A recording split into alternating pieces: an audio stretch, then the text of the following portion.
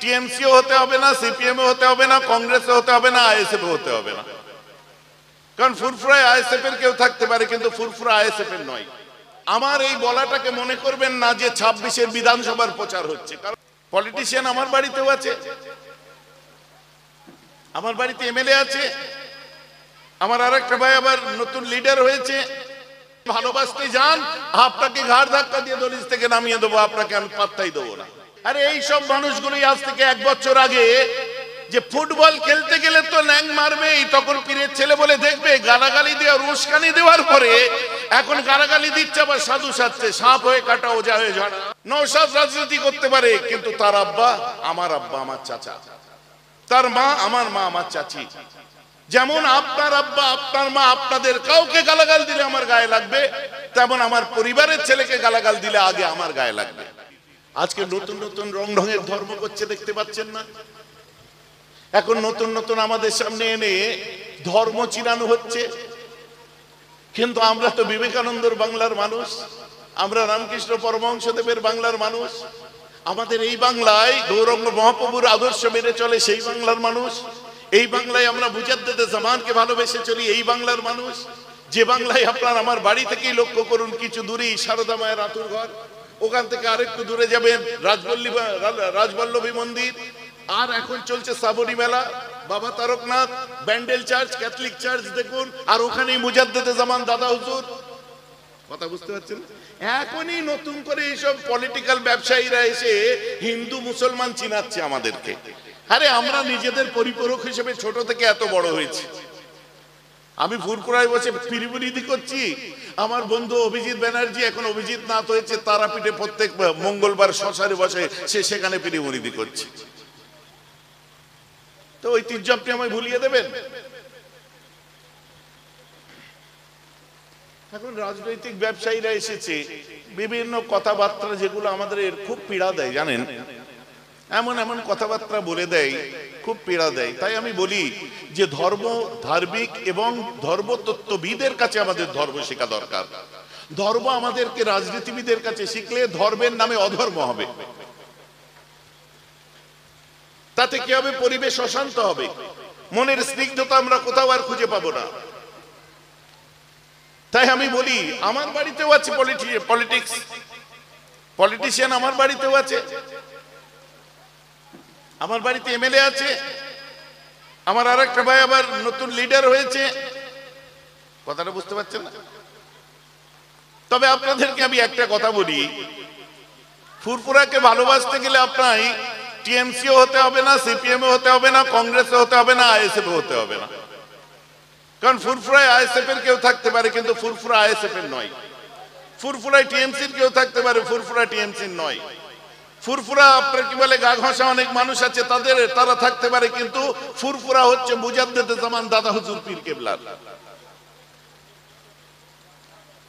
আর ফুরফুরার পীরের আওলাদদেরকে আমাদেরকে ভালোবাসতে গেলে কেউ যদি দুনিয়ার নেতা নিজের পলিটিক্সের জন্য চিৎকার করে, আমরা চিৎকার করি বঙ্গপুত্র আবু বকর সিদ্দিক রহমতুল্লাহ আলাইহি দাদা হুজুরের জন্য, যিনি বাংলা তথা পূর্ব ভারতে শুধু মুসলমান নয়, জাতি ধর্ম নির্বিশেষে মানুষের হিত কল্যাণের জন্য নিজের শ্রম দিয়ে গেছে, আজও ইতিহাস সাক্ষ্য দিচ্ছে।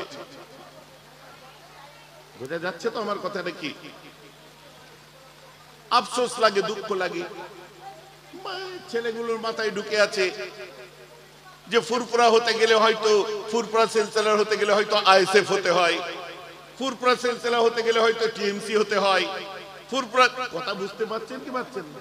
দাদা হুজুর কেবলার হতে গেলে কারো পারমিশন দরকার নেই, মুজাদ্দেদে জামানের নাম আছে তাই সব নৌকা ভেসে আছে। এই যে আমার কথা বুঝতে পারছেন না নাকি? কেন বলছি? আমার এই বলাটাকে মনে করবেন না যে 26-এর বিধানসভার প্রচার হচ্ছে, কারণ আমি কোনো রাজনীতি করি না, একদম পরিষ্কার পরিচ্ছন্ন। আর আমার কোনো ভাইয়ের সঙ্গে অশান্তিও আমার নেই, নাউজুবিল্লাহ, কোনো অশান্তি নেই। সবার সঙ্গে আমার ভালো সম্পর্ক, ভালোটা ভালো দেখি, ভালো চোখে সাদা গ্লাসে সাদা পানি পান করতে করে অভ্যস্ত আমি। পরিচ্ছন্ন মতবাদ দিয়ে আমি চলতে পছন্দ করি। মুজাদ্দেদে জামানকে যখন আইডিয়ালাইজ করেছি, মুজাদ্দিদ জামানের রাস্তা যেটা, ওটা আমার রাস্তা। বাকি সবাইকে শ্রদ্ধা করি, ভালোবাসি, মেনে চলি দাদা হুজুরের আদর্শ। ভাই আমার কথা বুঝতে পারছেন তো? এইবারে হোয়াটএভার আপনি টিএমসি করেন, কংগ্রেস করেন, সিপিএম করেন, আইএসএফ করেন, ওটা আপনার ব্যক্তিগত ব্যাপার। ওই নজরে আমায় যদি দেখে ভালোবাসতে যান, আপনাকে ঘাড় ধাক্কা দিয়ে দলিল থেকে নামিয়ে দেবো, আপনাকে আমি পাত্তাই দেবো না। বোঝা যাচ্ছে তো নাকি? আমাকে ভালোবাসতে গেলে দাদা হুজুর পীর কেবলার দিকে তাকিয়ে ভালোবাসুন, ভালো বংশের ছেলে হিসাবে ভালোবাসুন। যদি পেটে বিদ্যা থাকে, মনে করেন যে আমরা কিছু শিখতে পারি, তাই ভালোবাসুন। কুরাইশ বংশের ছেলে হিসাবে ভালোবাসুন, সম্ভ্রান্ত পরিবারের ছেলে হিসাবে ভালোবাসুন, আর অন্য কিচ্ছু না। কথা বুঝতে পারছেন? আফসোস, দুঃখ জানেন, এমন জঘন্য জায়গায় পৌঁছে গেছে, গালাগাল পর্যন্ত আপনার দিয়ে দিচ্ছে। আমি কন্ডেম করি, নিন্দা করি এই সমস্ত মানুষদের। রাজনীতির নামে এই যে মা বাপ তুলে সব গালাগাল চলছে যেগুলো, আবার ইদানিং আপনার মিডিয়ায় এসে কিছু মানুষ তারা এসে বলছে এই আপনার গালাগাল দিয়ে আব্বাসকে ঠিক হয়নি, আপনার নওশাদকে ঠিক হয়নি বলছে। আরে এই সব মানুষগুলোই আজ থেকে 1 বছর আগে যে ফুটবল খেলতে গেলে তো ল্যাং মারবেই, তখন পীরের ছেলে বলে দেখবে গালাগালি দেওয়ার উস্কানি দেওয়ার পরে এখন গালাগালি দিচ্ছে, আবার সাধু সাজছে, সাপ হয়ে কাটা, ওজা হয়ে ঝাড়া। আমি এই মতবাদের মানুষ নই, পরিষ্কার কথা। নওশাদ রাজনীতি করতে পারে, কিন্তু তার আব্বা আমার আব্বা, আমার চাচা, তার মা আমার মা, আমার চাচি। যেমন আপনার আব্বা আপনার মা আপনাদের কাউকে গালাগাল দিলে আমার গায়ে লাগবে, তেমন আমার পরিবারের ছেলেকে গালাগাল দিলে আগে আমার গায়ে লাগবে। ভাইজান আমার কথা বুঝতে পারছেন? নোংরা জায়গা। আরে তুমি রাজনীতি করো, আমার আপত্তি নেই। আইএসএফ সিপিএম এর ভুল বলছে, সিপিএম আইএসএফ এর বলছে, টিএমসি আইএসএফ এর ভুল বলছে, আইএসএফ টিএমসি এর বলছে, ও ওর বলছে, ও ওর বলছে, এটা রাজনীতি। কিন্তু তোমার সঙ্গে আমার সম্পর্ক হচ্ছে, তোমার সঙ্গে আমার ভালোবাসার জায়গা হচ্ছে প্ল্যাটফর্মটা ধর্মীয় প্ল্যাটফর্ম। ভাইজান আমার কথা বুঝতে পারছেন তো নাকি? এই মানসিকতা নেবেন, তারপরে বেহরাব ভাইজান জিন্দাবাদ করবেন। এই মানসিকতা নিয়ে আসবেন, জুনায়েদ ভাই জিন্দাবাদ করবেন। আর এর ওপরে যে ভাবতে গেলে আপনার ভাবনা আপনার কাছেই থাকবে, এর থেকে বেশি আর আপনি পাত্তা পাবেন না। ভাইজি মনটা পরিষ্কার হলো তো নাকি? পরিষ্কার হলো তো? আজ আমার মন বড় খারাপ, বুঝলেন? এই যে ওয়াজ করছি আমার মন খারাপ হয়ে আছে, কারণ আমার মুজাদ্দিদ জামানের মাদ্রাসা, আমার মুজাদ্দিদ জামানের 200-250 বছরের পুরাতন যে লাইব্রেরি, আমার মেজ হুজুর পীর কেবলা রহমাতুল্লাহ আলাইহির লাইব্রেরির কিতাব ছোটবেলায় আমরা বয়ে বয়ে জিপ গাড়ি করে দিয়ে এসেছি। সেই লাইব্রেরিতে আমার মিডিয়া ভাইরা সব জানে, খবর রাখে। সেই লাইব্রেরির কিতাব এখন এক অযোগ্য সুপার এসেছে, 150-200 বছর, 250 বছরের পুরাতন নায়াব নুসখা, যেগুলো পুরাতন পুরাতন সব বুখারী, মুসলিম, ফতোয়া আলমগীরি কিতাবগুলো সব পুড়িয়ে দিয়েছে, আর বস্তায় বেঁধে পানিতে সব ফেলে দিয়েছে। 13 বস্তা। সহ্য করা যায় বলেন তো? এখন সব বড় বড় অফিসাররা সব এসেছিল, আমাকে বলছে কমপ্লেন দেন। আমি কেন কমপ্লেন দেবো? এত বড় যে একটা অফেন্স, এত বড় যে একটা ভুল, একটা হেরিটেজকে নষ্ট করেছে। আপনি দাদা হুজুর বুঝবেন না, মেজো হুজুর বুঝবেন না, দ্যাট ইজ হেরিটেজ। কিতাবগুলো ছিল অ্যান্টিক, সেই কিতাবগুলোকে যে নষ্ট করেছে, পোকায় খেয়েছে, কি খেয়েছে, একটা পাতা থাকলে একটাই তিনি রেখে দিতে পারত। কার পারমিশনে করেছে? কমিটি, ওখানে ম্যানেজিং কমিটি নেই, ওটা ডিডিওর আন্ডারে আছে, আপনারা কেন পারমিশন দিয়েছে? ওটা স্যার আমরা জানি না। তাহলে ও নিজে যদি করে তাহলে নিজে ভুল করেছে কিনা? হ্যাঁ, তো কি অ্যাকশন নেবেন দেখছি, 24 ঘন্টা টাইম দিলাম। ওই মিটিংটা সেরে আসতেই মাগরিব হয়ে গেল। নামাজ পড়ে বেরোতে বেরোতে আরো রোগী ছিল, 2-1জনকে ছেড়ে দিয়ে আস্তে আস্তে আমার লেট হলো। মনের অবস্থা কিরকম হতে পারে বুঝতে পারছেন? তাতে বাকায়দা আমার দাদুর নামে, দাদু নিজের হাতে সিগনেচার করছে, আহকার আবু জাফর গাফার আলাহু। আমার কাছে ফটো তুলে রাখা আছে, সেগুলো সব কলিজা ফেটে যাবে, বুঝলেন? আমরা বলেছি সব অযোগ্য সুপার টুপার আমাদের এখানে আমরা চাই না। এইসব ভাবে এইসব কিতাবগুলো সব দেখতে পাচ্ছেন, এসব পানিতে ফেলে দিয়েছে। কোরআন শরীফ হাদিস শরীফ বাথরুমের চেম্বারের নিচে ভাসছে, সহ্য করা যাবে? আমরা যদি না থাকতাম সেখানে বড় কঠিন অবস্থা হয়ে যেত। ওই যে ঢুকেছে, যখন আমার দেশের সাফিয়া কুরাইশিরা, ভূমিকা সিংরা মার্কাজে আহলে হাদিস পাকিস্তানের মার্কাজ উড়াচ্ছে, আর তাদেরই সঙ্গে গোপনে মিটিং করা সেই মানুষগুলো এসেই বাগের ঘরে ঘুঘের বাসা করে বসে আছে আহলে হাদিস। কথাটা বুঝতে পারছেন তো নাকি? তাই মন মেজাজ খারাপ,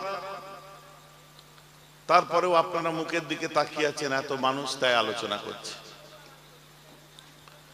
আর আমি যদি যত আমার টাইম লাগছে, ফারুক আমাকে তত ফোন করে যাচ্ছে, বুঝতে পেরেছেন? সাবদুলের সাথে মানে খানের সঙ্গে কথা হয়েই যাচ্ছে, ভাইজান বেরিয়েছে, ভাইজান বেরিয়েছে। লাস্টে আমি ফোন ধরে বললাম একটু টাইম লাগছে, আমি যাচ্ছি। নাহলে আমি বলতে চাচ্ছিলাম যে বৃষ্টি হচ্ছে, আমি সপ্তাহে 3টে জলসা করি, 3 দিন জলসা করি। 3 দিনে 6টাও হতে পারে, 9টাও হতে পারে, 3টেও হতে পারে। আর 3 দিন বসে বসে তাবিজ দিই। তাবিজ দিয়া বোঝেন তো নাকি? এবার আলে হাদিসদের চিরবির করে উঠবে, ভাইজান তাবিজ দিয়া তো শিরক। পাগলু, তাবিজ শিরক নয়, তামিমা শিরক। তাবিজ আল্লাহর কালাম আর হাদিসে বর্ণিত দোয়া। তিরমিজি শরীফ খোলো, ভালো করে দেখো। আর বাকি তাবিজ শুধু আমরা দিইনি, তোমাদের দাদুর আব্বা ভারতবর্ষে উপমহাদেশের মধ্যে আহলে হাদিস নামক দলটা যিনি এনেছিলেন, তাদের শায়েখ নাম হচ্ছে নবাব সিদ্দিক হাসান খান ভূপালী। উর্দু ভাষায় এখনো পাওয়া যায় কিতাবটা, কিতাবুত তাবিজাত। বাচ্চা ডেলিভারির কি তাবিজ হবে, হাওয়া বাতাসের কি তাবিজ হবে, গরুর দুধ না দিলে কি তাবিজ হবে, গাছে ফল না হলে কি দেবে, এই কিতাবুত তাবিজাত বলে এরা মোটা কিতাবটা আমার দাদা হুজুর লিখে নেয়, আহলে হাদিসদের দাদুর আব্বা লিখেছে। অতএব শিরক ফতোয়া আমাকে না দিয়ে নিজের আগে দাদুর আব্বাকে ফতোয়া দিকে যাও। কথাটা বুঝতে পারছেন তো নাকি? আব্দুল্লাহ ইবনে আমর ইবনুল আস রাদিয়াল্লাহু আনহু থেকে বর্ণনা আছে, আমরা তো সাহাবাদের অনুকরণ করি, দিয়ে তাবিজ দিই। কথা বুঝতে পারছেন তো নাকি? তো যাকে সব নিয়ে আলোচনা আমি কোনো আরেকদিন করব। এই জ্বালা যন্ত্রণার দল এখন চুপ করে আছে, বুঝলেন তো? কেন? এখন কিছু করলে পুলিশ ধরবে। মার্কাজে আহলে হাদিস উড়িয়েছে পাকিস্তানে আমাদের বীর সৈনিক, বীর যোদ্ধারা।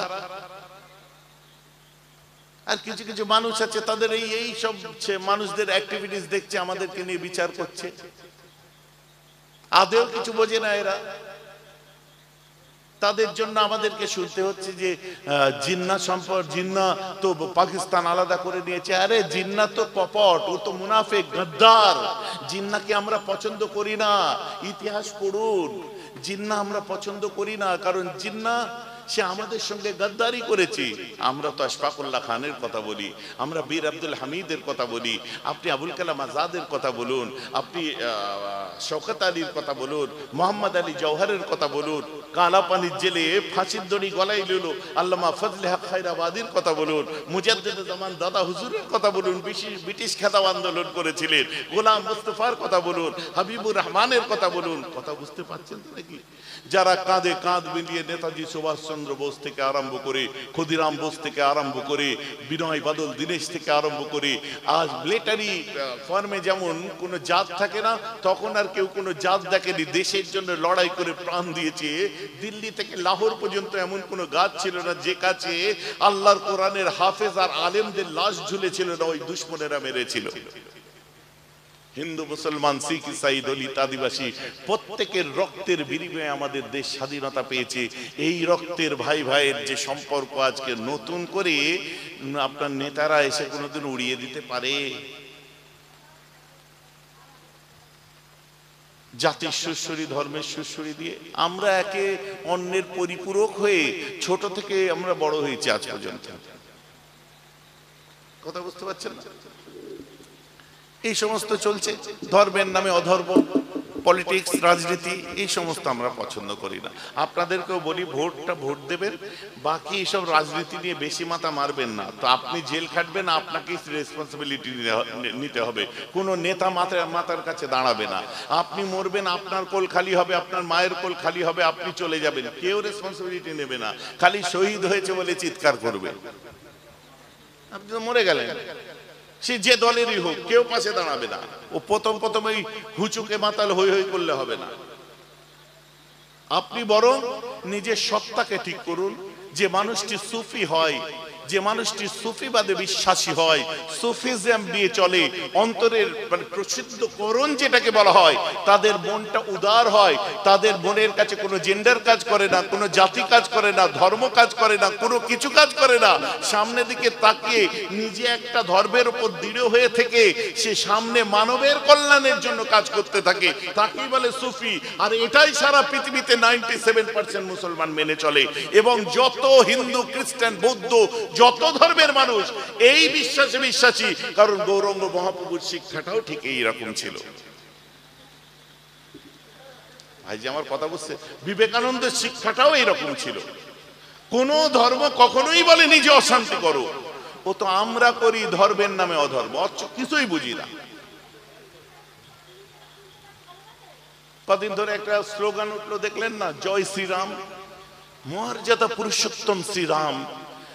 আরে ওটা হিন্দুদের রাম নয়। মর্যাদা পুরুষোত্তম শ্রীরামকে সমস্ত ধর্মের মানুষেরা শ্রদ্ধা করে। হিন্দু শাস্ত্র খুলে দেখুন, শাস্ত্র অনুযায়ী যাকে, হিন্দু শাস্ত্রের মধ্যে পরিষ্কার যাকে সম্মানের শীর্ষ আসন দান করেছে, তাকে নিয়ে রাস্তাঘাটে রাজনৈতিক স্লোগান হিসাবে যদি ব্যবহার করে মদে মাতালেরা হই হই করে, শুধু হিন্দু নয়, মুসলমানদেরকেও খারাপ লাগে, খ্রিস্টানদেরকেও খারাপ লাগে, প্রকৃত ধার্মিকদের খারাপ লাগে। এগুলো মনের ভিতরে কনকন করে ওঠে যে একটা রাজনীতি, ওই পলিথিনের প্যাকেট ঢেলে দিয়ে হঠাৎ করে তোলতে তোলতে তার নামটা নিচ্ছ, আমাদেরকে খারাপ লাগে। মহরমের সময়ও আমরা দেখতে পাই ডিজে বাজিয়ে দিয়ে ইমাম হাসান হোসেনের শোক পালন হচ্ছে বুক চাপড়ে চাপড়ে। আমি জিজ্ঞাসা করি, তোমার মা মারা গেলে, তোমার ভাই মারা গেলে, তোমার বাপ মারা গেলে, তুমি কি এরকম ডিজে লাগিয়ে তুমি রাতভর নাচবে? কি করবেন? যে তাদের আলোচনা শোনার জন্য অশ্রু সজল নয়ন নিয়ে এইরকম মজলিসে এসে বসবেন। আর ঠিক ঘটেও ছিল তাই। আমি আসছি, ওই জায়গায় আসবো, আল্লাহ যেন তৌফিক দেয়, গতবারের মতো আবার তাড়াতাড়ি শেষ না হয়ে যায়। বিরক্ত লাগছে না তো আপনাদেরকে? এটা হচ্ছে যে জিনিসটা ভাববেন, মনেও ভাববেন, মুখেও বলবেন। মুখ, মুখোশ, মন আলাদা করলে আপনি সুফি হতে পারবেন না কোনোদিন। আপনি মুখে এক কথা বলবেন আর মনের মধ্যে ঘৃণা, আর মুখে মধু নিয়ে ঘুরবেন, আপনি সুফি হতে পারেন না।